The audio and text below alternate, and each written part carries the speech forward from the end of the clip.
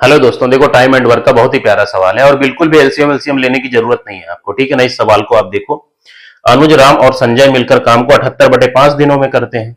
अनुज उसे आपका 39 दिनों में करता है। ठीक है ना। तो दिनों की संख्या आपको दी हुई है, तो दिनों की संख्या को उल्टा करके आप रेशियो ले लोगे तो एक दिन का काम मिल जाएगा। ठीक है ना। दिनों की संख्या क्या है आपकी 39 अनुपाते में 78/5, उल्टा करके आपको रेशियो ले लेना है। ठीक है ना। तो कितना हो गया 39 दूनी आपका 78 होता है, तो रेशियो कितना है आपका 5 अनुपाते आपका 2।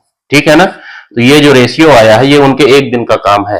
ये 5 जो है आपका तीनों का एक दिन का काम है और 2 जो है आपका अनुज का एक दिन का काम है। ठीक है ना। अब इसको आप साफ कर दीजिए। ठीक है ना। अब देखो, एक दिन का काम आपके पास आ गया, टोटल वर्क निकाल लीजिए, मल्टीप्लाई करिए, कितना हो गया 39 दूनी आपका 78 हो गया। ठीक है ना। अब देखो, तीनों का, किसका, राम और संजय का बताना है। अनुज का एक दिन का काम आपका 2 है, तो 5 में से 2 माइनस कर दो तो राम और संजय का एक दिन का काम आ गया कितना, 3 यूनिट। इसी को आप 3 से डिवाइड कर दीजिए, वही आपका आंसर हो जाएगा। तो कितना हो गया 26 आपका आंसर हो जाएगा। ठीक है ना। तो ए पार्ट आपका आंसर हो जाएगा। ठीक है ना। इस सवाल को इसलिए मैंने कराया क्योंकि इसमें फ्रैक्शन में आपका टाइम दिया हुआ है। ठीक है ना। फ्रैक्शन वाले सवाल मैं नहीं कराया था।